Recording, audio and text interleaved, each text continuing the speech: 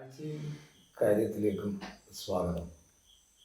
ഇന്ന് എന്നോടൊപ്പം പാസ്റ്റർ സുരേഷ് കീഴൂരും പാസ്റ്റർ സിനു കെ ബഥേലും ആണ് ഈ ചർച്ചയിൽ പങ്കെടുക്കുന്നത്. ഇന്നത്തെ നമ്മുടെ ചർച്ച ദശാംശവും ദൈവത്തിന് വേണ്ടി ഉള്ള നൽകലും എന്ന വിഷയമാണ്. വേദപുസ്തകത്തിൽ അതിന് ആധാരമായി നിരവധി കാര്യങ്ങൾ രേഖപ്പെടുത്തിയിട്ടുണ്ട്. പക്ഷേ നമ്മുടെ എല്ലാം കാഴ്ചപ്പാടുകൾ വ്യത്യസ്തമാണ്. അത്തരം വിവിധ കാഴ്ചപ്പാടുകളിലൂടെ നമ്മൾ ഒരു യാത്ര നടത്തുകയാണ്. പാസ്റ്റർ സുരേഷ് കീഴൂർ ദശാംശം അത് പഴയ നിയമ ഉപദേശമാണെന്നും ഈ കാലഘട്ടത്തിൽ അത് ആവശ്യമില്ല എന്നുള്ള ഒരു ചർച്ച സജീവമായിട്ടിപ്പം ഉയർന്നു വരുന്നുണ്ട്. എന്താണ് അത് സംബന്ധിച്ച് ഉള്ള കാഴ്ചപ്പാട്? അതിലേക്ക് നമുക്കൊന്ന് കടന്നാൽ നന്നായിരിക്കും. ബൈബിളാണല്ലോ നമ്മുടെ ഈ വിഷയങ്ങൾക്കൊക്കെ വളരെ ആധികാരികത. ഒരു പരിധിവരെ നമ്മളാരും പണ്ഡിതന്മാരായതുകൊണ്ടല്ല നമ്മൾ ഇത്തരം കാര്യങ്ങൾ പൊതുവെ ചർച്ച ചെയ്യപ്പെടുന്നത്. ആനുകാലികമായ വിഷയങ്ങളെക്കുറിച്ച് ചർച്ച ചെയ്യപ്പെടേണ്ടത് ആയതുകൊണ്ടാണ് ഇത്തരം വിഷയങ്ങൾ നമ്മൾ സംസാരിക്കുന്നത്. ദശാംശം കൊടുക്കണ്ട എന്ന് പറയുന്ന ആളുകൾ, വീക്ഷണഗതിയുള്ള ആളുകൾ ഉണ്ട്. അവർ പലരും പറയുന്നത് അത് പഴയ നിയമ പ്രമാണമാണ്, പുതിയ നിയമമായിട്ട് യാതൊരു ബന്ധവുമില്ല. പിന്നെ പുതിയ നിയമം എന്താണ് പഠിപ്പിക്കുന്നത്, അതാണ് ചർച്ച ചെയ്യപ്പെടുന്നത്. അതെ, എന്തുകൊണ്ടാണ് ഇങ്ങനെ ഒരു കാഴ്ചപ്പാട് നമ്മുടെ ഇടയിൽ വന്നത് എന്ന് ഞാൻ പലപ്പോഴും ആലോചിക്കാറുണ്ട്. ഇത് ദൈവത്തിന് വേണ്ടി കൊടുക്കുന്നത് കൊണ്ടുള്ള ആളുകളുടെ കൊടുക്കുന്നതിൻ്റെ താല്പര്യം കുറയുന്നുവോ, അതോ വചനത്തെക്കുറിച്ചുള്ള ബോധ്യമില്ലായ്മയാണോ, എന്താണ് എന്ന് നമുക്ക് അതേക്കുറിച്ചാണ് നമ്മൾ ചിന്തിക്കേണ്ടത്. പാസ്റ്ററിനാണല്ലോ എനിക്ക് തോന്നുന്നു ദൈവത്തിന് വേണ്ടി കൊടുക്കുന്ന കാര്യത്തിൽ കുറേ ആളുകൾക്ക് വലിയ ബുദ്ധിമുട്ടുണ്ട്. പാസ്റ്ററാണല്ലോ, നമ്മുടെ അനുഭവം വെച്ച് എന്ത് പറയുന്നു അതിനെക്കുറിച്ച്? നമ്മുടെ അനുഭവം വെച്ച് നോക്കിയാൽ പലർക്കും, ചിലർ മനസ്സോടെ കൊടുക്കുന്നവരുണ്ട്, മനസ്സില്ലാതെ കൊടുത്തില്ലെങ്കിൽ എന്താ എന്ന് ചിന്ത മനോഭാവത്തോടെ കൊടുക്കുന്നവരുമുണ്ട്. അത് കരുണയോടെ ചെയ്യുന്നവരുണ്ട്, അതൊന്നും ഇല്ലാതെ ചെയ്യുന്നവരുണ്ട്. അപ്പോൾ മനസ്സോടെ കൊടുപ്പിക്കുന്നതാണ് ദൈവജനം പറയുന്നത്. നിങ്ങൾ തന്നെ സ്നേഹത്തിൽ കൊടുപ്പിൻ, സ്നേഹത്തിൽ നിങ്ങൾ ചെയ്യുന്നതെല്ലാം സ്നേഹത്തിൽ ചെയ്യുവിൻ എന്നാണ് പറയുന്നത്. അല്ല, ഇപ്പോഴത്തെ നമുക്ക് ഈ കാലഘട്ടത്തിൻ്റെ ഒരു പ്രശ്നമായിട്ട് എനിക്ക് തോന്നിയിട്ടുള്ളത്, ഈ കൊടുക്കുന്ന കാര്യം സംബന്ധിച്ച് വലിയ തർക്കം നടക്കുന്നുണ്ട്. അപ്പം നമുക്ക് ഇത് പറയാനുള്ളത്, വചനാധിഷ്ഠിതമായിട്ടുള്ള തെളിവനുസരിച്ച് പഴയ നിയമം ഏതായാലും ദശാംശം അത് കൊടുക്കാൻ വേണ്ടിയുള്ള നിയമം ഉണ്ടായിരുന്നല്ലോ, അതിനെക്കുറിച്ച് ആർക്കും തർക്കമില്ല. അപ്പോൾ പിന്നെ നമ്മൾ അതിലേക്ക് പോകണമെന്നില്ല. പഴയ നിയമത്തിൽ കൊടുക്കാനുള്ള നിയമമുണ്ട്.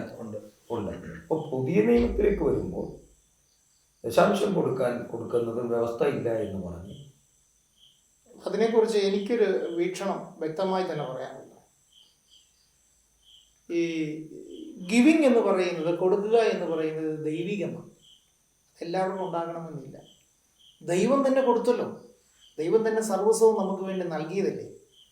അപ്പോൾ ഗിവിങ് എന്ന് പറയുന്നത് ദൈവികമാണ്.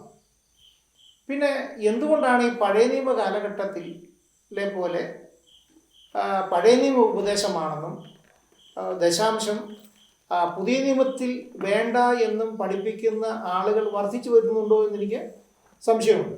ഈ പുതിയ നിയമത്തിൽ ആ ഉപദേശം ഇല്ല എന്ന് പറയുന്നു. നമ്മൾ ഏത് കാര്യത്തെയും ഒന്നുകിൽ യേശുക്രിസ്തുവിൻ്റെ, ഒന്നുകിൽ എന്നല്ല, യേശുക്രിസ്തുവിൻ്റെ പ്രസ്താവന, അപ്പോസ്തോലിക പഠിപ്പിക്കലാണ്. അതിൽ ക്രിസ്തു പറഞ്ഞ ഒരു വാക്യത്തിൽ നിന്ന് വേണമെങ്കിൽ നമുക്ക് കാര്യം തുടങ്ങാമെന്നാണ്. മത്തായിയുടെ സുവിശേഷം 23-ാം അധ്യായത്തിലാണ്, അതിൻ്റെ 23-ാം വാക്യത്തിലാണ്, കപടഭക്തിക്കാരായ ശാസ്ത്രിമാരും പരീശന്മാരുമായുള്ളവരെ, നിങ്ങൾക്ക് കഷ്ടം. നിങ്ങൾ തുളസി, ചതവുപ്പ, ജീരകം ഇവയിൽ പതാരം കൊടുക്കുകയും ന്യായം, കരുണ, വിശ്വസ്തത ഇങ്ങനെ ന്യായപ്രമാണത്തിൽ ഘനമേറിയവ ത്യജിച്ചു കളയുകയും ചെയ്യുന്നു. അത് ചെയ്യുകയും ഇത് ത്യജിക്കാതിരിക്കുകയും വേണം. യേശു അത്രേ പറഞ്ഞുള്ളൂ.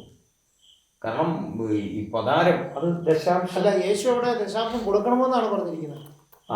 കൊടുക്കുകയും നിങ്ങൾ ത്യജിക്കാതിരിക്കുകയും ചെയ്യണം. അപ്പൊ ത്യജിക്കേണ്ടതും ത്യജിക്കാതിരിക്കുകയും കൊടുക്കുകയും ചെയ്യേണ്ട വിഷയങ്ങളെ യേശു ക്രിസ്തുവിന്റെ ഉപദേശത്തിൽ വളരെ ഊന്നി പറഞ്ഞിട്ടുണ്ട്. വേറൊരു ഉപദേശത്തെ കുറിച്ച് ഞാൻ വ്യക്തമാക്കി. ഇവിടെ ഒരു കാര്യം കൂടെ ഒന്ന് പറഞ്ഞു പോയാൽ നന്നായിരിക്കും. അതായത് നിങ്ങൾ ഈ അന്നത്തെ ഇവര് ദശാംശം എല്ലാത്തിനും കൊടുക്കുമ്പോൾ, എല്ലാത്തിനും പതാരം കൊടുക്കുമ്പോൾ അതൊരു കർമ്മമായിട്ട് മാത്രം അത് പിടിക്കുകയും അത് മൂല്യവത്തായ ന്യായം, കരുണ, വിശ്വസ്തത ഇങ്ങനെ ഘനമേറിയത് ത്യജിക്കുകയും ചെയ്യും. അപ്പോൾ കർത്താവ് പറഞ്ഞത് വാസ്തവത്തിൽ പതാരം എല്ലാത്തിനും കൊടുക്കുന്നതോടൊപ്പം ഈ ഘനമേറിയ ത്യജിച്ചു കളയുന്നത് സ്നേഹവും ത്യജിച്ചു കളയാതെ കൊടുക്കണം. അതാണ് അതിന്റെ സന്ദേശം. അപ്പൊ നമുക്ക് എനിക്ക് തോന്നുന്ന ഈ വചനം വെച്ചുകൊണ്ട് യേശുക്രിസ്തു ദശാംശത്തെ അംഗീകരിച്ചു എന്ന് തന്നെയാണ് നമുക്ക് മനസ്സിലാക്കാൻ കഴിയുന്നത്. അവിടെ ന്യായമായിട്ടും കരുണയോടെ അത് ചെയ്യുമ്പോൾ കരുണയോടെ ചെയ്യണം, ദശാംശം കൊടുക്കണമെന്നാണ് വചനം പറയുന്നത്. അപ്പോൾ അവിടെ പറഞ്ഞ ന്യായം, കരുണ, വിശ്വസ്തത ഇങ്ങനെ ന്യായപ്രമാണത്തിൽ കനമേറിയവർ ത്യജിച്ച് കളയുകയും ചെയ്യുന്നു. അപ്പം കരുണയില്ലാതെ ദശാംശം കൊടുത്തിട്ട് കാര്യമില്ല. അതെ, കൊടുക്കലിൻ്റെ അതിൻ്റെ ജീവൻ എന്ന് പറയുന്നത് എന്ത് മനോഭാവത്തോടെ, ആ മനോഭാവം ചർച്ച ചെയ്യേണ്ടി വരും. കാരണം ഇന്നത്തെ ഈ ആളുകളുടെ കൊടുക്കൽ അതെങ്ങനെയാണ്, എന്ത് മനോവികാരത്തോടു കൂടെയാണ് കൊടുക്കുന്നത് എന്നത് സംബന്ധിച്ച് എന്താ പക്ഷേ അതിൻ്റെ യേശുക്രിസ്തുവിൻ്റെ പഠിപ്പിക്കൽ ഇവിടെ കാണുമ്പോൾ തന്നെ വേറൊരു വൈകാരികത വേറൊരു ഭാഗത്ത് പറയുന്നുണ്ട്. അതും കൂടി ഞാൻ ഊന്നി പറയാം. അത് അപ്പോസ്തല പ്രവൃത്തികളുടെ പുസ്തകം 20-ാം അധ്യായം അതിൻ്റെ 34-35 വചനങ്ങളിലൊക്കെ കാണുമ്പോൾ യേശുക്രിസ്തുവിൻ്റെ പഠിപ്പിക്കലിനെ കുറിച്ച് വ്യക്തമാകുന്നുണ്ടോ? 20-ാം അധ്യായത്തിൻ്റെ 35-ൽ പറയുന്നുണ്ട് കർത്താവ് പഠിപ്പിച്ചൊരു കാര്യം. അത് ഞാനത് വായിക്കാം. 33 മുതൽ വായിക്കുകയാണ്. ആരുടെയും വെള്ളിയോ പൊന്നോ വസ്ത്രമോ ഞാൻ മോഹിച്ചിട്ടില്ല. എൻ്റെ മുട്ടിനും എന്നോട് കൂടെയുള്ളവർക്കും വേണ്ടി ഞാൻ ഈ കൈകളാൽ അധ്വാനിച്ച് എന്ന് നിങ്ങൾ തന്നെ അറിയുന്നുവല്ലോ. പൗലോസ്ലീഹയുടെ വചനങ്ങളാണ്. അദ്ദേഹം പറയുകയാണ്, എൻ്റെ ഈ കൈ കൊണ്ട് എനിക്ക് വേണ്ടി എൻ്റെ കൂടെയുള്ള ആളുകൾക്കും വേണ്ടി എൻ്റെ ഈ കൈ കൊണ്ട് ഞാൻ അധ്വാനിച്ചു, ആർക്കും ഭാരമാകരുതെന്ന് പൗലോസ്. നമ്മുടെ കഴിഞ്ഞ എപ്പിസോഡ് നമ്മൾ കഴിഞ്ഞ പ്രാവശ്യം ചെയ്തപ്പോൾ തന്നെ ഉണ്ടായ ഒരു വികാരം, പാസ്റ്റർമാർ അത്യാവശ്യം തൊഴിൽ ചെയ്യണം എന്ന് നമ്മളൊരു സ്റ്റേറ്റ്മെൻറ്റിനെ ഊന്നി പറഞ്ഞ് ഞങ്ങൾ ഒരു ചർച്ച ചെയ്തിരുന്നു. ആ ചർച്ചയെ സംബന്ധിച്ച് ഒരു 99% ആളുകളും അത് വളരെ അനിവാര്യമാണ് എന്നുള്ള ചിന്തയിലാണ് ആളുകൾ ഉരുത്തിരിയുകയും ധാരാളം ആളുകൾ കമൻ്റ് ചെയ്യുകയും ഞങ്ങളെ വിളിച്ചു പറയുകയും ചെയ്തു. എന്നാൽ വികലമായി തോന്നിയ 1-2 കാര്യങ്ങൾ എടുത്തു പറയാതിരിക്കാൻ പറ്റത്തില്ല. ഈ ഭാഗത്തിലേക്ക് വന്നപ്പോൾ ഈ വിദേശ രാജ്യങ്ങളിൽ തൊഴിലൊന്നുമില്ലാതെ നാട്ടിലൂടെ വെറുതെ നടന്ന് BSc നേഴ്സോ MSc നേഴ്സോ പഠിച്ച പെൺകുട്ടികളെ വിവാഹം കഴിച്ചിട്ട് വിദേശ രാജ്യത്ത് പോയി സുവിശേഷ സേവ ചെയ്യുന്ന ഒത്തിരി വിദേശിമാരുണ്ട്. അവരവിടെ നിന്നോട്ട് ഇങ്ങോട്ട് പറയുകയാണ് സുവിശേഷ വേലക്കാർക്ക് പണിയില്ലെങ്കിൽ അവർ വീട്ടിൽ പോകട്ടെ. അപ്പം ഇദ്ദേഹം അവിടെ താമസിക്കുന്നത് തന്നെ ഈ സഹോദരിയുടെ ഡിപ്പെൻഡൻ്റ് ആയിട്ടാണ് അദ്ദേഹം അവിടെ താമസിക്കുന്നത്. പിന്നെ വേറൊരു പാസ്റ്റർമാരുടെ ഇൻട്രസ്റ്റ് സബ്ജക്റ്റാണ് ഇപ്പോൾ നമ്മൾ ഈ സംസാരിക്കുന്നത്. വേറൊരു ദൈവദാസൻ പറഞ്ഞൊരു കമൻറ്റ് എന്നെ ചിരിപ്പിക്കുകയും ചിന്തിപ്പിക്കുകയും ചെയ്തു പാസ്റ്റർ. അതെന്താണെന്ന് ചോദിച്ചാൽ അദ്ദേഹം പറഞ്ഞത് ലേവി എന്ന ചുങ്കക്കാരനെ യേശു ക്രിസ്തു ജോലി ചെയ്ത സ്ഥലത്ത് നിന്നാണ് വിളിച്ചിട്ട് യേശുവിൻ്റെ പിന്നാലെ കൊണ്ടുപോയി. പിന്നെ അയാൾ ജോലി ചെയ്തില്ലെന്നാണ് നാട്ടുകാരും ഇത് തന്നെയാണ് പറയുന്നത്. അപ്പം യേശുവിൻ്റെ പിന്നാലെ പോകുന്നവരാരും എന്ത് ചെയ്യണ്ട, ജോലി ചെയ്യണ്ട. അപ്പം പണിയാക്കള്ളന്മാരുടെ ഒരു സമ്മേളനമായിട്ട് ഈ സമൂഹത്തെ മാറ്റുന്നത് ഇത്തരം വീക്ഷണങ്ങളാണ്. നമുക്ക് വചനം എന്താണെന്ന് അറിയാൻ പാടില്ലാതെ സംസാരിക്കുന്നത് കൊണ്ടാണ് വികലമായ ഇത്തരം ചിന്തകൾ പോകുന്നത്. അല്ല, ഈ അത്തരം ചർച്ചകൾ നടക്കുമ്പോൾ ഒരു കാര്യം നമ്മൾ പറയാതെ പോകരുത്. അതായത് ഈ ക്രൈസ്തവ സഭയുടെ ഉപദേശ രൂപീകരണം എന്ന് പറയുന്നത് യേശുക്രിസ്തുവിന്റെ അപ്പോസ്തലർ, ആ 12 അപ്പോസ്തലർ ചെയ്തത് മാത്രം ആ കാര്യങ്ങളെ ബേസിൽ ചെയ്തുകൊണ്ടല്ല. ക്രൈസ്തവ സഭയുടെ ഉപദേശം രൂപീകൃതമാകുന്നത് പിന്നീടുള്ള അപ്പോസ്തോലിക വ്യാഖ്യാനങ്ങളുണ്ട്, പൗലോസിന്റെ അടക്കം. അപ്പൊ ഈ പറഞ്ഞവരാരും പൗലോസ് എന്ന് പറഞ്ഞൊന്നും പറയുന്നില്ല. അപ്പൊ പൗലോസ് അപ്രസക്തനാണ്. അല്ല, ഈ ഉപദേശത്തിന്റെ കാര്യത്തിൽ പൗലോസിന്റെ വചനങ്ങൾ അത്ര പ്രസക്തമാകുന്നില്ല അവരുടെ ഭാഗത്ത്, അവരുടെ ജീവിതത്തിൽ. പൗലോസിന്റെ കാലഘട്ടത്തിലാണ് സഭകളുടെ ഉപദേശത്തിന്റെ രൂപീകരണം തനതായ രീതിയിൽ വ്യക്തിത്വം പുലർത്തി വരുന്നത്. അത് യേശുക്രിസ്തുവിന്റെ അന്ന് ഈ പുസ്തകം ഉണ്ടോ, ഇങ്ങനെയാണോ എഴുതി വെച്ചിരിക്കുന്നത്? അത് അപ്പം പിന്നീട് ഇത് ഒന്നിച്ച് ക്രോഡീകരിക്കപ്പെട്ട് പിന്നീട് വന്ന് സഭാപിതാക്കന്മാരും ആദ്യമായ ആളുകളും ഇത് ക്രോഡീകരിച്ച് ഇത് ഉപദേശ സംഹിത ആക്കി തരികയാണ് ചെയ്തത്. അല്ല, അതാണ് ഈ ഏകപക്ഷീയമായിട്ടുള്ള അത് വചന വ്യാഖ്യാനത്തിന്റെ വൈകല്യമാണ്. അതെ, ഒരു വിഷയം സംബന്ധിച്ച് സമഗ്രമായിട്ട് കാണുന്നുണ്ടെങ്കിൽ യേശുക്രിസ്തുവിന്റെ കാലത്തേതും തുടർന്നുള്ള അപ്പോസ്തലരും കൂടെ പറഞ്ഞതാണ്. അതെല്ലാം കൂടെ ചേർത്ത് വെച്ചാണ് ക്രിസ്തീയ സഭയുടെ ഉപദേശം രൂപപ്പെടുത്തുന്നത്. അപ്പൊ അത് ആ വിഷയം അങ്ങനെ കണ്ടാൽ എനിക്ക് ആദ്യമേ ചോദിച്ച ഒരു ചോദ്യത്തിലൊരു പ്രസക്തി ഞാൻ പറയാം. എന്തുകൊണ്ടാണ് ഇങ്ങനെ ആളുകൾ ചിന്തിക്കുന്ന ഒരു ചോദ്യം പ്രസക്തമായി. സിനുപാസ്റ്റ് എപ്പോഴെങ്കിലും ചിന്തിച്ചിട്ടുണ്ടോ? യേശുക്രിസ്തുവിന്റെ കൂടെ നടന്ന ശിഷ്യന്മാർ എത്ര പേരുണ്ടായിരുന്നു? പത്രോസ് ഉണ്ടായിരുന്നു, അല്ലേ? പൗലോസ് ഇല്ലായിരുന്നല്ലോ. ഇല്ല. പക്ഷേ യേശുക്രിസ്തു ഇങ്ങനെ ഒരു കാര്യം പഠിപ്പിച്ചിട്ടുണ്ടെന്ന് ആരാ പറഞ്ഞത്? പൗലോസ്. അതെന്താ? എൻ്റെ ഒരു വീക്ഷണഗതി ഞാൻ പറയാം, തെറ്റാകാം ശരിയാകാം. എങ്കിലും എൻ്റെ വീക്ഷണഗതി ഈ കൊടുക്കുന്ന വിഷയത്തിൽ വാങ്ങാൻ എല്ലാവർക്കും ഉത്സാഹമുണ്ട്. കൊടുക്കുന്ന വിഷയത്തിൽ തുലം കുറവാണ്, വളരെ കുറവാണ്. അതാണ് ദൈവദാസൻ ഈ പൗലോസ് തന്നെ ഇത് പറയേണ്ടി വന്നത്. 35-ാമത്തെ വചനം പറയുന്നത്, ഇങ്ങനെ പ്രയത്നം ചെയ്തു പ്രാപ്തിയില്ലാത്തവരെ സഹായിക്കുകയും വാങ്ങുന്നതിനേക്കാൾ കൊടുക്കുന്നത് ഭാഗ്യമെന്ന് കർത്താവായ യേശു താൻ പറഞ്ഞ വാക്ക് ഓർത്തുകൊള്ളുകയും വേണ്ടത് എന്ന് ഞാൻ എല്ലാം കൊണ്ടും നിങ്ങൾക്ക് ദൃഷ്ടാന്തം കാണിച്ചിരിക്കുന്നു. അപ്പൊ യേശുക്രിസ്തുവിനെ പഠിപ്പിക്കേണ്ട പ്രധാന ഭാഗമാണ് വാങ്ങുന്നതിനേക്കാൾ കൂടുതൽ കൊടുക്കണം. അത് പറഞ്ഞത് പൗലോസാണ്. ഈ യേശുവിന്റെ കൂടെ ഒട്ടി നടന്നവർ ആരും പറഞ്ഞിരുന്നു കൊടുപ്പീൻ എന്നാൽ നിങ്ങൾക്ക് കിട്ടും എന്നും പറയുന്നുണ്ട്. അപ്പൊ നമുക്കിപ്പോ എനിക്ക് തോന്നിയ പാസ് ഈ ദശാംശമാണോ, ഇനി ദശാംശം കൊടുക്കണ്ട എന്ന് പറയുന്നവരോട് നമുക്ക് പറയാൻ പറ്റുന്ന പൗലോസാണ് ഈ ക്രൈസ്തവ സഭയുടെ ഉപദേശങ്ങൾ രൂപീകരിച്ചത്. ഉപദേശവും അതിൻ്റെ പ്രായോഗിക നടപടികളും. അതിൽ ഈ ഗലാത്യ ലേഖനം 6-ാം അധ്യായം 6-ാം വാക്യത്തിൽ എന്താ പറയുന്നത്? വചനം പഠിപ്പിക്കുന്നവന് എല്ലാ നന്മയിലും ഓഹരി കൊടുക്കാൻ. തീർച്ചയായും. അപ്പൊ നമുക്ക് അത് മതി എന്നാണ് എൻ്റെ വിചാരം. ഇപ്പോൾ ഈ വാക്യം നമുക്ക് പറയാനുള്ളത്, ഇപ്പം വചനം പഠിപ്പിക്കുന്നവന്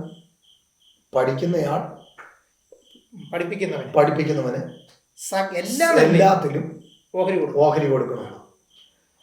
നമ്മൾ കോളേജിൽ പോയാലും മറ്റേത് സ്ഥാപനങ്ങളിൽ ചെന്നാലും പഠിപ്പിക്കുന്നവന് നമ്മൾ മുൻപേറെ ഫീസ് അടയ്ക്കാറുണ്ട്. കോളേജായാലും സ്കൂളായാലും ഏത് സ്ഥാപനത്തിൽ ചെന്നാലും മുൻപേറെ കൊടുക്കാറുണ്ട്. ഇവിടെ കാണുന്നത് പഠിപ്പിക്കുന്നവന് കൊടുക്കുക എന്നുള്ള ഒരാശയം. ഇത് കൊടുക്കുന്നവൻ ആർക്ക് കൊടുക്കുന്നു എന്നുള്ളത്, മറ്റേതെന്ന് പറഞ്ഞാൽ നിർബന്ധപൂർവം കൊടുക്കുന്നു എന്നുള്ളതാണ്. ഇവിടെ ദൈവം പറയുന്നത് നീ അത് തീർച്ചയായും ചെയ്തിരിക്കണമെന്നാണ് പറയുന്നത്. അത് കൊടുക്കണമെന്നതിനേക്കാൾ ഏറ്റവും കൂടുതൽ കർശനമായി പറയുന്ന ഒരു വാക്കാണ് നീ അതോടെ കൊടുക്കണമെന്നുള്ളത്. അല്ല, ഞാൻ പറഞ്ഞത് ഈ ദശാംശം എന്ന് പറയുമ്പോൾ 10-ൽ 1, ഓഹരി എന്ന് പറയുമ്പോൾ അത് എന്താണ്? ഒരാൾക്ക് കിട്ടുന്ന സകലത്തിൻ്റെ ഓഹരി. ആ ഓഹരി വരുമ്പോൾ ദശാംശത്തേക്കാൾ കൂടുതലാണ്. അപ്പൊ അത് എനിക്ക് തോന്നുന്ന ഇതേ ഉള്ളൂ, കൊടുക്കാൻ ആഗ്രഹിക്കാത്ത ആളുകൾ കുറേ യുക്തികളും ന്യായങ്ങളും എല്ലാം പറയും. പക്ഷെ കൊടുക്കുന്നവർ ചിലപ്പോൾ ദശാംശവുമല്ല, അതിനപ്പുറത്തേക്ക് എന്ത് ചെയ്യുന്നുണ്ട്? കൊടുക്കുന്നുണ്ട്. എനിക്ക് ഈ ഭാഗത്തെ സംബന്ധിച്ചിടത്തോളം, ഈ ഗലാത്യ ലേഖനം 6-ാം അധ്യായം 6-ാം വാക്യത്തെ സംബന്ധിച്ചിടത്തോളം ആ, എനിക്ക് പറയാനുള്ള ഒരു കാര്യം, ഈ പൗലോസ് ലീഹ ഒരു തീവ്രവാദിയായിരുന്നു. എല്ലാ മേഖലകളിലും തീവ്ര ചിന്തകളായിരുന്നു അദ്ദേഹത്തിന് ഉണ്ടായിരുന്നത്. ദശാംശം കൊടുക്കുക എന്നതിനേക്കാൾ ഉപരി അതിനേക്കാൾ കൂടുതൽ കൊടുക്കണം എന്നുള്ളത്, സകലത്തിൻ്റെയും ഓഹരി കൊടുക്കണമെന്നുള്ള പൗലോസിൻ്റെ തീവ്ര ചിന്തയാണ്. ആ ചിന്താഗതി പോലെ അതനുസരിച്ച് ആളുകൾ പോയാൽ അത് മതിയല്ലോ, ദശാംശത്തെക്കുറിച്ചുള്ള ചിന്തകൾ പോലും ഭരിക്കേണ്ട.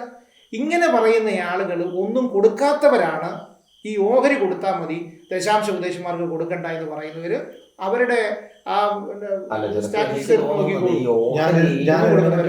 ഒരു ചോദ്യം ചോദിച്ചോട്ടെ. ഓഹരി ദശാംശത്തെക്കാൾ കൂടുതലാണെന്ന് പലർക്കും അറിയത്തില്ലെന്ന് എനിക്ക് തോന്നുന്നുണ്ട്. ഇതിന്റെ കൂടുതൽ ഞാൻ ചേർത്തോട്ടെ. ഈ ദശാംശം കൊടുക്കുന്നതിന്റെ ഒരു സംശയം, ദശാംശം കൊടുക്കുന്നതിന്റെ കണക്കുണ്ട്. ദശാംശം കൊടുക്കുന്നതിന്റെ കണക്ക് പറയുന്നത് ശരിയാണോ തെറ്റാണോ? ദശാംശം കൊടുക്കുന്നതിന്റെ കണക്ക് പറയുന്നത് തെറ്റാണോ ശരിയാണോ? സഭയിലും നമ്മൾ ആർക്ക് കൊടുത്തതിന്റെ കണക്ക് പറയുന്നത് ശരിയാണോ തെറ്റാണോ? ആ സഭയിലാകട്ടെ, അത് ദൈവദാസന്മാരിലാകട്ടെ. പക്ഷെ അതിനെക്കുറിച്ച് കർത്താവ് തന്നെ പറഞ്ഞിരിക്കുന്നത് എന്താണെന്നറിയാം. ഈ എന്താ വലം കൈ ചെയ്യുന്നത് ഇടങ്കൈ ഭാഗം പറയുന്നുണ്ടല്ലോ, ആ ഭാഗം കർത്താവ് പറയുന്നുണ്ട്. എന്തോ അങ്ങനെ പറയാൻ കാരണം? അങ്ങനെ പറയാൻ കാരണം എന്ന് പറഞ്ഞാൽ, ചില ആളുകൾ വ്യാഖ്യാനിക്കുന്നത് വീട്ടിൽ ഭർത്താവ് കൊടുക്കുന്നത് ഭാര്യ അറിയരുതെന്ന്. അങ്ങനെയല്ല. ഞാൻ എൻ്റെ ഒരു വീക്ഷണഗതിയെ ഞാനോട് പറയാം, എണ്ണി കൊടുക്കരുതെന്ന, വാരി കൊടുക്കണം. അതാണ് അതിന്റെ അതൊന്ന് കൊണ്ടുവരാൻ വേണ്ടിയാണ് ഞാൻ ആ വാക്കെന്ന് എനിക്ക് അതിനകത്തൊരു ഇതുകൂടെ തോന്നുന്നത്, ഈ നമ്മൾ വലിയ കൊടുക്കുന്നവരാണ് എന്നറിയിക്കാൻ വേണ്ടി അതിങ്ങനെ കൊട്ടിഘോഷിച്ച് കൊടുത്ത് മരിച്ചുപോയ ആളെ അറിയാമല്ലോ, 1-ാം നൂറ്റാണ്ടിൽ അനന്യാസും സഫീറും. അപ്പൊ നമ്മളിങ്ങനെ കൊടുക്കുന്നവരാണ് എന്ന് ആ വികാരത്തിൽ കൊടുക്കുന്നവരുണ്ട്. ഞങ്ങളിങ്ങനെ കൊടുക്കുന്നവരാണ്. അപ്പം ഈ കർത്താവ് പറഞ്ഞ ആ രഹസ്യത്തിൽ ചെയ്യണമെന്ന് പറയുന്നത് അതിന് ആ ഒരു അർത്ഥം ഉണ്ടാകണമെന്നേ ഉള്ളൂ. അപ്പോൾ തന്നെ വേറൊരു പ്രശ്നമുണ്ട്. ഇപ്പം നമ്മുടെ സംഘടനാ സംവിധാനത്തിലൊക്കെ അതിൻ്റെ കണക്കുകൾ സൂക്ഷിക്കുന്നത് നല്ലതാണ്. അതൊരു ഒരു ഭാഗത്ത് ആളുകൾ എന്ത് തന്നു എന്നറിയാൻ വേണ്ടിയല്ല, പക്ഷെ ഒരു പൊതു സംഘടനാ സംവിധാനത്തിൽ നമ്മളിപ്പോൾ ദശാംശം ആ വിധ സാമ്പത്തിക നന്മകൾക്കൊക്കെ മിക്കവാറും നമ്മൾക്ക് അതിന് കണക്കുണ്ടാകണം. നമ്മൾ കടപ്പെട്ടവരാണ്. അതിനൊരു പ്രശ്നമൊന്നും നമ്മൾ കാണാൻ. ഈ സംഘടനാ സംവിധാനം എന്ന് പറയുമ്പോൾ എല്ലാ പെന്തക്കോസ്റ്റൽ ചർച്ചസിനും, പെന്തക്കോസ്റ്റൽ ചർച്ച അല്ലാതെ കാത്തലിക് പോലെയുള്ള ചർച്ചകൾ ദശാംശങ്ങൾ അവർ കൃത്യമായിട്ട് വാങ്ങുന്നുണ്ട്. ക്രൈസ്തവ സഭകളിലെ എല്ലാ ആളുകളും തന്നെ ഈ ദശാംശം വാങ്ങുന്നുണ്ട്. ഞാൻ ഇന്ത്യ പെന്തക്കോസ്ത് ദൈവസഭയുടെ ഒരു ശുശ്രൂഷകനാണ്. ഇന്ത്യ ദൈവസഭയുടെ പോളിസിയുടെ ഭാഗമാണ് എല്ലാവരും ദശാംശം കൊടുക്കണമെന്നുള്ളത്. അത് നമ്മുടെ ഭരണഘടനയിലുണ്ട്. അത് ഇന്ത്യ പെന്തക്കോസ്ത് ദൈവസഭയിൽ നിൽക്കുന്ന ഒരാൾ ആ പോളിസി കൂടി അംഗീകരിച്ചിട്ട് വേണം ഈ സഭയെ തുടരാൻ. ഈ ദശാംശം പ്രസംഗിക്കുന്നത് ദ്രവ്യാഗ്രഹികളായിട്ടുള്ള പാസ്റ്റർമാരാണെന്നും അത് പ്രസംഗിക്കാൻ പാടില്ല എന്നൊക്കെ പറയുന്നത് തീർച്ചയായും അങ്ങനെ ആളുകൾ പറയുന്നത് കൊടുക്കില്ലാത്തവർക്ക് അത് ഭാരമായിട്ട് തോന്നുന്നത്. ഞാൻ വിശ്വസിക്കുന്നത് ബൈബിളിലുള്ള എല്ലാ വിഷയവും പ്രസംഗിച്ച് നിശ്ചയമായിട്ടും പ്രസംഗിക്കണം. ഞാൻ ഇതിന്റെ വിഷയത്തെക്കുറിച്ച് പൗലോസ് ലീഹയുടെ ഒരു വചനം കൂടി, ഞാൻ അദ്ദേഹത്തെ ഏറ്റവും ഒരു തീവ്രവാദ ചിന്താഗതിക്കാരനാണെന്ന് അപ്പോൾ തന്നെ ഗിവിങ് എന്ന വിഷയത്തെ ആധികാരികമായിട്ട് പൗലോസ് ലീഹ പറഞ്ഞിട്ടുണ്ട്. അത് 2 കൊരിന്ത്യർക്ക് എഴുതിയ ലേഖനം 8-ാം അധ്യായം 8ഉം 9ഉം അധ്യായങ്ങൾ ഗിവിങ് എന്ന വിഷയത്തെ ആസ്പദമാക്കി പറഞ്ഞിട്ടുള്ളതാണ്. 8-9 അധ്യായങ്ങൾ 2 കൊരിന്ത്യർക്ക് എഴുതിയ ലേഖനം 8-9 അധ്യായങ്ങൾ. അതിലാണ് അതെ 9:6 പറയുന്നു, എന്നാൽ ലോഭമായി വിതയ്ക്കുന്നവൻ ലോഭമായി കൊയ്യും, ധാരാളമായി വിതയ്ക്കുന്നവൻ ധാരാളമായി കൊയ്യും എന്നോർത്തുകൊള്ളുവീൻ. അവനവൻ ഹൃദയത്തിൽ നിശ്ചയിച്ചതുപോലെ കൊടുക്കട്ടെ, സങ്കടത്തോടെ അരുത്, നിർബന്ധത്താലും അരുത്, സന്തോഷത്തോടെ കൊടുക്കുന്നവന് ദൈവം സ്നേഹിക്കുന്നു. അപ്പം ഈ അവനവൻ ഹൃദയത്തിൽ നിശ്ചയിച്ചതുപോലെ എന്ന് വരുമ്പോൾ ഈ ദശാംശം എന്ന് പറയുന്നതിനെ നമുക്ക് ശഠിക്കാൻ പറ്റുമോ? അങ്ങനെ ദശാംശത്തെക്കുറിച്ചല്ല, ദൈവാത്മാവ് നമ്മളൊരു വിഷയത്തെ സംബന്ധിച്ചിടത്തോളം ഒരു വിഷയം അറിയുമ്പോൾ ആ വിഷയത്തിന് വേണ്ടി നമ്മൾ ഇത്ര ഒരു സാമ്പത്തിക കൂട്ടായ്മ ചെയ്യണമെന്ന് ദൈവാത്മാവ് നമ്മുടെ ഹൃദയത്തിൽ പറയുമല്ലോ. ഇവിടെ പൗലോസ് ഈ മക്കതോനിയ സഭകൾക്ക് വേണ്ടിയൊക്കെയുള്ള ഈ വിഷയങ്ങൾ പിരിവ് നടത്തുക, ചർമ്മശേഖരം, അതോടുള്ള ബന്ധത്തിലായിരിക്കും. ഈ അപ്പൊ ഇതിൽ നിന്ന് ദശാംശം സെപ്പറേറ്റ് ആണെന്നാണ് ഇവിടെ ദശാംശത്തെ കുറിച്ചാണ് പറയുന്നതെന്ന് പറയാൻ പറ്റുമോ? ഇല്ല, പൗലോസ് ഞാൻ പറഞ്ഞല്ലോ, പൗലോസ് ദശാംശത്തെ ഊന്നി പറഞ്ഞിട്ടില്ല. അദ്ദേഹം അതിനേക്കാൾ കൂടുതൽ കൊടുക്കണമെന്നുള്ള ചിന്താഗതിക്കാരനായിരുന്നു. അപ്പം ഞാൻ പറയുന്നത് പൗലോസിന്റെ ചിന്താഗതിയാണ് ശ്രേഷ്ഠം. കുറഞ്ഞ പക്ഷം ദശാംശം എങ്കിലും കൊടുക്കണം. അതാണ് ഞാൻ പറയുന്നത്. എൻ്റെ ഉപദേശം അതാണ്, ഞാൻ അങ്ങനെ പറയുന്നത്. മക്കതോനിയ സഭ, ഇതുകൂടി ഞാൻ പറയട്ടെ. മക്കതോനിയ സഭകളെ കുറിച്ച് പൗലോസ് പറയുന്ന കാര്യങ്ങൾ അവർക്ക് ലഭിച്ച ദൈവകൃപയെ കുറിച്ച് പ്രതിപാദിക്കുന്നുണ്ട്. മാസിഡോണിയൻ സഭയെക്കുറിച്ചുള്ള ദൈവകൃപ. ഈ മക്കതോനിയ സഭ എന്ന് പറഞ്ഞാൽ ഭയങ്കര വലിയൊരു സാമ്പത്തിക നന്മകൾ ഉത്ഭവിക്കുന്ന ഒരു സഭയായിരുന്നില്ല. ദാരിദ്ര്യം ഉണ്ടായിരുന്ന ആളുകൾ, കൊള്ളയടിക്കപ്പെട്ട ആളുകൾ, ക്രിസ്തു നിമിത്തം ഒന്നുമല്ലാതെ ആയിരുന്ന സാമ്പത്തികമായി വളരെ പിന്നോക്ക മേഖലയിൽ നിന്ന ആളുകളായിരുന്നു മക്കതോനിയ സഭയിൽ. പക്ഷേ കർത്താവിൻ്റെ വേലയ്ക്ക് കൊടുക്കുന്നവര് അവര് മാതൃകയായി. പക്ഷേ ആ വാക്ക് വളരെ പ്രധാനമാണ്. അവര് വിശുദ്ധന്മാരുടെ സഹായത്തിനുള്ള ധർമ്മവും കൂട്ടായ്മയും സംബന്ധിച്ച് അവർ വളരെ താല്പര്യത്തോടെ ഞങ്ങളോട് അപേക്ഷിച്ചു. പ്രാപ്തി പോലെയും പ്രാപ്തിക്ക് മീതെയും സ്വമേധയായി കൊടുത്തു എന്നതിന് ഞാൻ സാക്ഷി എന്ന് പറയാം. അപ്പൊ സ്വമേധയാൽ കൊടുത്തു, നിർബന്ധത്താലല്ല, സ്വമേധയാൽ കൊടുത്തു. ഇപ്പൊ ചില ആളുകളുടെ ഒരു വാദഗതിയുണ്ട്, ഞങ്ങൾക്കില്ല, ഞങ്ങൾ ദരിദ്ര സഭയാണ്, അതുകൊണ്ട് ഞങ്ങൾ അങ്ങനെ കൊടുക്കേണ്ട കാര്യമൊന്നുമില്ല. തെറ്റാണത്. കാരണം എത്ര ദാരിദ്ര്യത്തിലും ഉള്ളത് അത് ദൈവത്തിന് വേണ്ടി കൊടുത്താൽ, അതാണ് ഇവിടെ പറഞ്ഞ അവര് പ്രാപ്തി പോലെ പ്രാപ്തിക്ക് മീതെയും.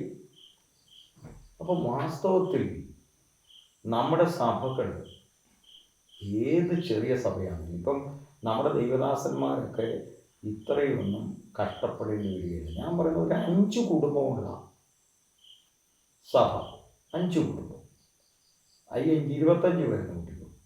ആ 25 പേരുള്ള സഭയിൽ പോലും ഈ പറയുന്ന തത്വം പ്രാവർത്തികമാക്കിയ പ്രാപ്തിക്ക് മീതെയും കൊടുത്തു എന്ന് അത് പ്രാവർത്തികമാക്കിയാൽ നമ്മുടെ ദൈവദാസന്മാർക്ക് സുഭിക്ഷമായിട്ട് മുമ്പോട്ട് പോകാൻ കഴിയുമെന്നാണ്.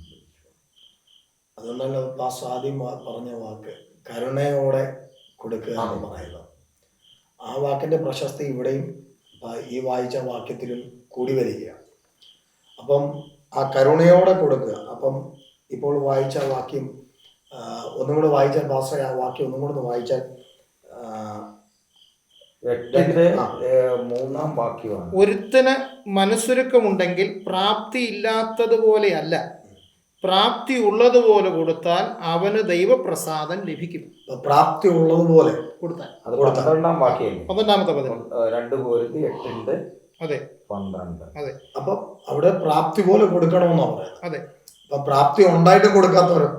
പ്രാപ്തി നമ്മുടെ സഭകളില് ദൈവദാസനെ കോടീശ്വരന്മാരില്ലേ? നമ്മുടെ ഈ വാർത്താ മാധ്യമങ്ങളിലും സോഷ്യൽ മീഡിയകളിലും TV-കളിലൊക്കെ നിന്നുകൊണ്ട് പല പാസ്റ്റർമാരും സാമ്പത്തിക വിഷയത്തിന് വേണ്ടി കെഞ്ചുന്നത് നമ്മൾ കാണാറില്ലേ? ഏറ്റവും കൂടുതൽ ഇഷ്ടപ്പെടുന്നൊരു വാക്യമുണ്ട്, വിധവയുടെ 2 കാശ്. വിധവ 2 കാശ് വെള്ളിക്കാശ് അവിടെ കൊടുത്തു, അതുകൊണ്ട് നിങ്ങളെല്ലാവരും ഇങ്ങനെ കൊണ്ടുവരാനാണ് പറയുന്നത്. അടുത്തത് കഴിഞ്ഞ ഇടങ്ങളിൽ ചർച്ച ചെയ്യപ്പെട്ട വിഷയമാണ് വിദേശ രാജ്യങ്ങളിൽ നിന്ന് തൊഴിലില്ലാതെ ഒത്തിരി ആളുകൾ നാട്ടിലേക്ക് പോന്നിട്ടുണ്ട്. അതുകൊണ്ട് TV ചാനലുകാർ പിന്നെ സ്വോത്രാഴ്ച ഉണ്ടാക്കേണ്ട കാര്യമുണ്ടോ?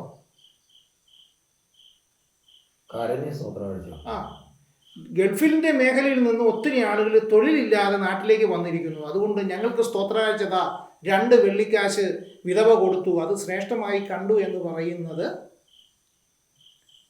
അത്തരം മനോഭാവങ്ങളോട് നമുക്ക് ഉൾക്കൊള്ളാൻ പറ്റത്തില്ല. കഴിഞ്ഞ പ്രാവശ്യം ഞങ്ങൾ ചെയ്തത് എല്ലാ ശുശ്രൂഷകന്മാരും ജോലി ചെയ്യണം എന്ന് പറഞ്ഞതിന് ശേഷം അതിൽ നിന്ന് വിഭിന്നമായി ചെയ്യുന്ന ഒരു ചർച്ചയല്ലേ ഇത്. ദൈവദാസന്മാർക്ക് ദശാംശം കിട്ടണമെന്ന് പറയുന്നത്, ജോലി ചെയ്യണമെന്നും ഒരു ദിവസം പറഞ്ഞു, വേറെ ദിവസം ദശാംശം. ഇത് രണ്ടും ഇത് കണക്ട് ചെയ്ത് പോകേണ്ട ഒരു കാശാണ്. ഇത് രണ്ടും കൂടി കണക്ട് ചെയ്തൊന്നും വചനത്തിൽ നിന്ന് വിട്ടല്ലോ. അല്ല, അതിനെല്ലാം ദൈവവചനത്തിൽ തെളിവുകളുണ്ട്. ഉണ്ട്. പിന്നെ ഓരോരുത്തരുടെ അവരുടെ ഊഹങ്ങളനുസരിച്ച് പറഞ്ഞാൽ അതൊന്നും നമുക്ക് അംഗീകരിക്കാൻ പറ്റും. അതിൻ്റെ കൂട്ടത്തിൽ ഞാനൊരു കാര്യം കൂടെ ദൈവദാസൻ കണക്ട് ചെയ്ത് പോകണമെന്ന് പറഞ്ഞതുകൊണ്ട് ഞാൻ ചോദിക്കുകയാണ്. അപ്പോൾ ഈ ജോലി ചെയ്യുന്ന ദൈവദാസന്മാരുണ്ട്, വിവിധ സ്ഥലങ്ങളിൽ ജോലി ചെയ്ത്. അപ്പോൾ ദൈവസഭകളിൽ നിന്ന് വരുന്ന ദശാംശവും സ്തോത്ര കാഴ്ചയും അവർക്ക് ആവശ്യമാണ്. കർത്താവിന്റെ വേലയ്ക്ക് വേണ്ടി കൊടുക്കണം. വേലയ്ക്ക് വേണ്ടി കൊടുക്കണം. ആ വേലയ്ക്ക് വേണ്ടി അവർ കൊടുക്കുന്നു. ദൈവജനം വേലയ്ക്ക് വേണ്ടിയാണ് കൊടുക്കുന്നത്. അതെ. ഈ ദൈവദാസനും അതേപോലെ എന്ത് ചെയ്യണം? കൊടുക്കണം. വേലയ്ക്ക് വേണ്ടി കൊടുക്കണം. അതെ. അപ്പോൾ ദൈവജനം കൊടുക്കുന്നതും താൻ ചെയ്യുന്നതും ഒരുമിച്ച് കർത്താവിന്റെ വേലയ്ക്ക് വേണ്ടി അവർ ചെലവിടണം എന്നുള്ളതല്ലേ പാസ്റ്റർ പറഞ്ഞ ലക്ഷ്യം. ഇപ്പൊ കുറെ ആളുകൾക്ക് സമ്പന്നന്മാരാണ് എന്നുള്ളത് കൊണ്ട് ബൈബിളിന്റെ ഒരു ഉപദേശം, ഒരു തത്വത്തെ അതിൻ്റെ പേരിൽ ലഘൂകരിക്കാൻ നമുക്ക് പറ്റത്തില്ല. അപ്പം ഞാൻ ഏറ്റവും ഒടുവിൽ ഒരു കാര്യം കൂടി ഞാൻ പറയുന്നത്, ദശാംശത്തെ സംബന്ധിച്ച് പുതിയ നിയമത്തിലും പ്രസ്താവനകളുണ്ട്. ഇപ്പം നമ്മൾ പറഞ്ഞത് യേശുക്രിസ്തു പറഞ്ഞു അത് ചെയ്യുകയും മറ്റേ കരുണയും ദയയും ധരിക്കാതിരിക്കുകയും വേണം. പിന്നെ ഈ എബ്രായ ലേഖനത്തിൽ നിന്ന് ഒരു വാക്യം കൂടെ വായിക്കാം. 7-ാം അധ്യായത്തിൻ്റെ 9-ാം വാക്യം. ദശാംശം വാങ്ങുന്ന ലേവിയും അബ്രഹാം മുഖാന്തരം ദശാംശം കൊടുത്തിരിക്കുന്നു എന്ന് ഒരു വിധത്തിൽ പറയാം. അവൻ്റെ പിതാവിനെ മൽക്കീസേദെക്കെതിരേറ്റപ്പോൾ ലേവി അവൻ്റെ കടിപ്രദേശത്ത് ഉണ്ടായിരുന്നുവല്ലോ. ഈ വാക്യം ദശാംശത്തെ സപ്പോർട്ട് ചെയ്യാൻ പുതിയ നിയമത്തിൽ നമുക്ക് കാണുന്ന ഒരു വാക്യമാണ്. കാരണം ഈ അബ്രഹാം മൽക്കീസേദെക്കിന് ദശാംശം കൊടുക്കുമ്പോൾ അന്ന് ദശാംശത്തിൻ്റെ ഉപദേശം വന്നിട്ടില്ല. കാരണം അത് ന്യായപ്രമാണം കൊടുക്കുമ്പോഴാണ് അത് വന്നിട്ടുള്ളത്. പക്ഷേ അബ്രഹാം അതിനു മുൻപേ ദശാംശം കൊടുക്കുന്നു അല്ലേ? അപ്പം ഈ സംഭവം വാസ്തവത്തിൽ ദൈവത്തിൻ്റെ മനസ്സ് അബ്രഹാം അറിഞ്ഞു എന്നുള്ളതാണ്. അതുകൊണ്ട് സംഭവിച്ചെന്താണ്, തൻ്റെ 4-ാം തലമുറയിൽ നിന്ന് ലേവി ആ ഒരു ഗോത്രത്തെ വാങ്ങാനായിട്ട് അവകാശമുള്ള ഗോത്രമായി ദൈവം മാറ്റുക. അബ്രഹാം കൊടുക്കുന്നവനായി 3 തലമുറ കൊടുക്കുന്നവരായി തീർന്നു, 4-ാം തലമുറ വാങ്ങുന്നവരായി തീർന്നു. അപ്പോൾ പുതിയ നിയമസഭയെ സംബന്ധിച്ചിടത്തോളം അടിസ്ഥാനപരമായി ഈ ദശാംശം എന്ന് പറയുന്ന ഒരു കോൺട്രഡിക്ഷൻ അല്ല. അത് ദൈവസഭയിലെ ശുശ്രൂഷകന്മാരുടെ അവകാശമായി തന്നെ യേശുക്രിസ്തു പഠിപ്പിച്ചിട്ടുണ്ട്, പുതിയ നിയമം പഠിപ്പിക്കുന്നുണ്ട്, എബ്രായ ലേഖനത്തിൽ നിന്ന് കാണുന്നുണ്ട്. വാങ്ങുന്നതിനേക്കാൾ കൂടുതൽ കൊടുക്കുന്നതിന് വേണ്ടി യേശു പഠിപ്പിച്ചു എന്നുള്ളത് ഊന്നിപ്പറഞ്ഞ് പൗലോസ്ലീഹയും പറയുന്നുണ്ട്. അതുകൊണ്ട് പൗലോസിൻ്റെ ഉപദേശങ്ങൾ പിൻപറ്റേണ്ടത് അനിവാര്യമാണ്. പൗലോസ് ധാരാളമായി കൊടുക്കുവാൻ ആഹ്വാനം ചെയ്യുന്നത് പോലെ തന്നെ നമുക്കും ആവശ്യമാണ്. അപ്പോൾ ദൈവത്തിന് വേണ്ടി കൊടുക്കാം, അത് ദൈവത്തിൻ്റെ വചനത്തിൽ അധിഷ്ഠിതമാണ്. ദൈവം നമ്മെ അനുഗ്രഹിക്കുന്നു.